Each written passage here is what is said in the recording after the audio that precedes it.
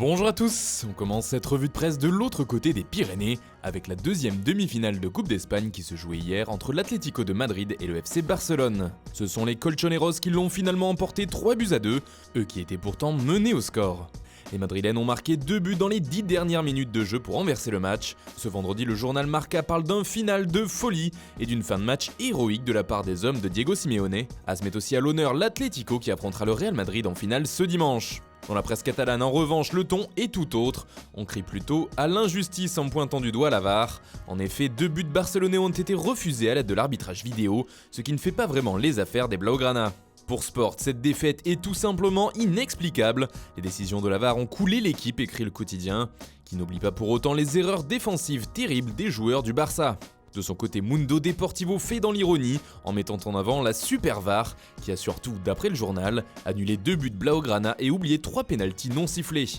On part maintenant en Italie où l'Inter est déchaîné selon la Gazzetta dello Sport. Le quotidien transalpin parle notamment d'un échange caissier contre Politano avec l'AC Milan. A noter aussi qu'Olivier Giroud serait tout proche de l'Inter. Il aurait même trouvé un accord avec le club italien et il ne resterait plus qu'à contenter Chelsea pour que le Français parte à la découverte de l'Italie. D'ailleurs, le club voisin fait aussi les gros titres. L'AC Milan a un plan pour le futur, écrit la Gazzetta dello Sport.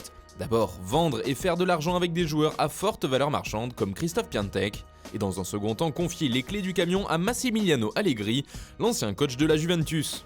En Angleterre, le club de Tottenham va devoir faire sans Harry Kane pendant quelques temps. Ce sont les Spurs qui ont directement communiqué là-dessus. Leur attaquant star blessé va devoir se faire opérer et il sera absent jusqu'au mois d'avril. Coup dur pour le club londonien et José Mourinho. Ce vendredi, tous les tabloïds pleurent la blessure et la longue absence du buteur anglais. C'est notamment le cas du Daily Mirror qui lâche au passage un bon mot. Harry Pain, titre le journal. Pain signifiant douleur en anglais. De son côté, le Daily Star reste sobre pour une fois et parle de chaos pour Kane. Et si l'attaquant des Spurs manque autant de matchs, ces derniers vont devoir trouver un remplaçant en pointe. C'est justement ce qu'a rappelle The Sun qui fait aussi sa une sur l'opération d'Harry Kane. Le capitaine anglais va devoir livrer bataille pour être d'attaque pour l'Euro 2020. Mais ce qui nous intéresse, c'est l'info du quotidien concernant le mercato de Tottenham.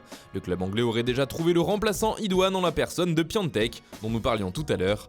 Et d'après The Sun, il y aurait déjà un accord de trouvé avec l'AC Milan pour le transfert du buteur polonais. La transaction se ferait autour d'un montant de 28 millions de livres, soit environ 33 millions d'euros. Enfin, on termine ce tour de la presse par la France avec la reprise de la Ligue 1 qui a lieu ce soir. Le Stade Rennais accueille l'OM dans un choc entre les deux premiers poursuivants du Paris Saint-Germain. C'est le Braise Test pour l'équipe, l'occasion pour Marseille de conforter sa deuxième place en cas de victoire. Le quotidien sportif nous apprend aussi dans ses colonnes que c'est bien le PSG qui est maître du destin de Mauro Icardi. En effet, l'attaquant argentin a signé un futur contrat avec le club français. Si Paris décide de lever l'option d'achat du joueur à 70 millions d'euros, celui-ci n'aura pas son mot à dire. Une bonne affaire, écrit ainsi l'équipe. Voilà, c'est tout pour ce matin. Bonne journée à tous, on se retrouve très vite pour une nouvelle vidéo sur Foot Mercato.